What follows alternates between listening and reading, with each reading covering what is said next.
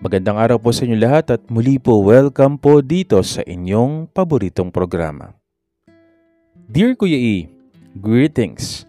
I'm looking forward to hear that you're always being in a good health with your family and loved ones. Kind regards to all and God bless you. Ako po'y nakibaka sa Middle East mula ng 2011 hanggang sa nag-decide ako na mag-change ng position at ako'y isa ng safety manager dito sa Saudi Arabia. At dito ako ngayon sa Jafurah Project. I'm sharing my past 2012 on how I overcome such hindrances that may destroy my future. Nagpapasalamat po ako sa iyo sa patuloy mong pagbabasa ng aking sulat. Nawa ay maging aral rin ito sa bawat isa na kung paano maging matatag sa mga pagsubok at umiwas sa napakaraming tukso na dumarating sa buhay ng bawat isa. Nais ko pong ipaalam sa lahat na it's me to control myself in all things. I ruled my life alone. Pero ako'y lubos na nagpapasalamat sa programang ito dahil dito ko lang nailabas lahat ng mga sikreto ko na hindi ko sinasabi kahit kanino dahil noong 2012 ay sadyang magulo ang isip ko at hindi ko alam kung paano ko matatakasan ng mga pagsubok na dumarating sa buhay ko. Kaya lubos ang pasasalamat ko nang makilala ko si Ronald na siyang naging tulay upang maiwasan ang tukso, lalo na kay Egay. At siya rin ang nagdala sa akin sa isang Christian church sa Jeddah na kung saan ay doon ko natagpuan ang mga totoong kaibigan na hindi ko naranasan sa labas at doon yung puro saya at lubos na kaginhawahan sa sarili ko na punong-puno ng pagmamahal. At ang mga kuya ay full support silang lahat sa akin hanggang sa nag-decide si Ronald na mag-final exit at doon na sa UK manirahan. Kuya E, dumating ang araw na pinaghahandaan naming lahat na tinatawag naming total refinery shutdown ng Saudi Aramco sa Jeddah. At sobrang dami ng tao, halos 3,000 o 4,000 manpowers mula sa iba't ibang contractor ng Saudi Aramco. Sa paglipas ng 2 araw po ay binago ang schedule ko sa night shift, ngunit hindi na kami magkasama ni Egay dahil siya ay nasa day shift schedule, kung kaya ay wala na kaming pag-uusap. Dahil sa busy schedule na kami at inilipat naman ako sa consumable materials para sa refinery ng mga parts distribution. In my container office, I was alone and manageable naman ang mga distribution ko ng materials sa mga nagre-request. Ngunit may mga Saudi na sobrang mael at lagi nila akong pinagmamasdan kung bawat galaw ko sa aking opisina at tuwing lumabas ako para ituro sa kanila kung anong materials ang mga hinahanap nila. Makalipas ang 8 araw, as I still remember, ay meron isang Saudi na bata pa at sinamantala ang brownout dahil nawalan ng electrical supply ng 3 oras. Pumasok siya sa aking office at pilit akong tinutokso na may gawin kami. Pero sabi ko sa kanya na ayaw ko niyan, ngunit panay ang pakikiusap niya sa akin at pinatalikod niya ako. Unti-unting minasahe ang likod ko habang ang kanyang pants ay bukas at inilabas na niya ang kanyang paps. Pero sabi ko sa isip ko na ako naka full coverall naman kaya okay lang na masahihin niya ako sa likod. At habang minamasahe niya ang likod ko ay tumingin ako sa labas at sinabi ko na parating na ang boss ko.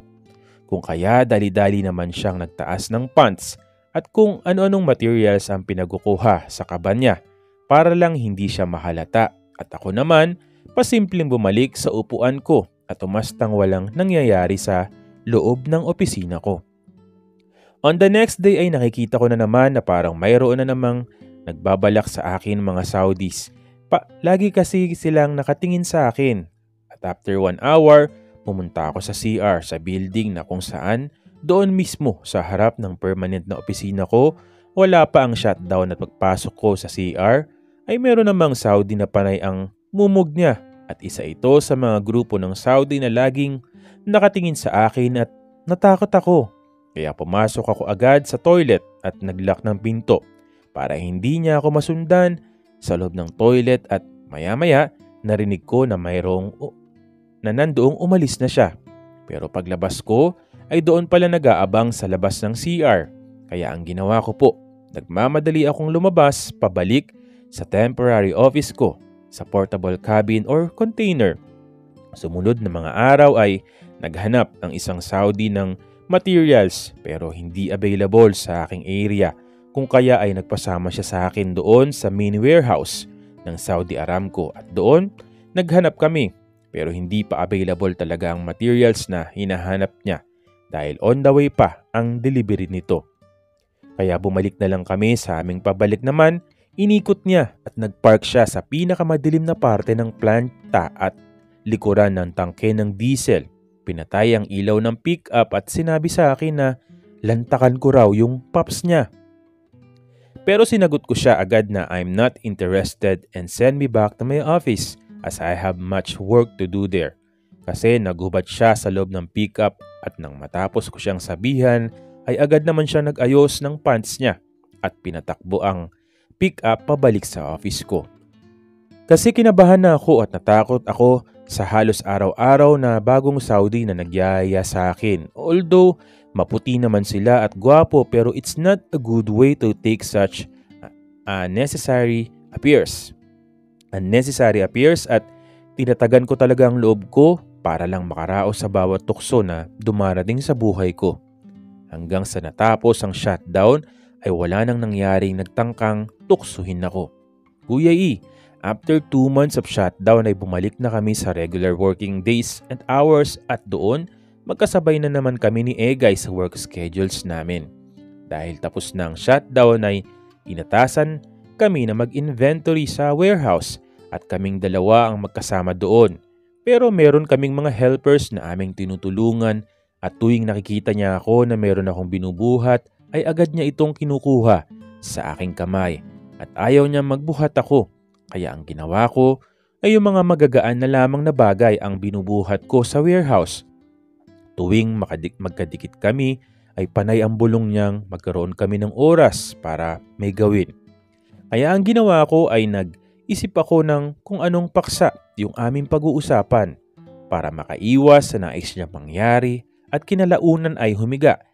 Binuksan niya ang kanyang coverall at inilabas ang kanyang tinatago sa harap ko para simulan ang paglantak ng kanyang pops at hinila na naman ako palapit sa kanya dahil sobrang tigas na raw at maya-maya meron kaming narinig na tunog na dahilan ng pag-udlot ng pinakahihintay niya na hindi naman nangyari.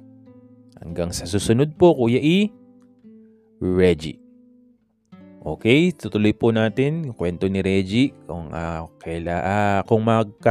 makakapagpadala siya today, hindi ko pa siya mababasa. So, siguro by Saturday or Friday or Saturday. Muli po, maraming salamat po sa patuloy na sumusubaybay dito po sa inyong paboritong programa. Salamat po sa inyong lahat. Ang daming ni Reggie, ang daming mga ang tawag dun, mga pag-iwas to sa mga sa mga Saudi at ito naman may isang Pinoy na nangungulit sa kanya. Muli po, maraming salamat po sa patuloy na sumusubaybay, sumusuporta dito po sa inyong paboritong programa. Maraming salamat po sa inyong lahat.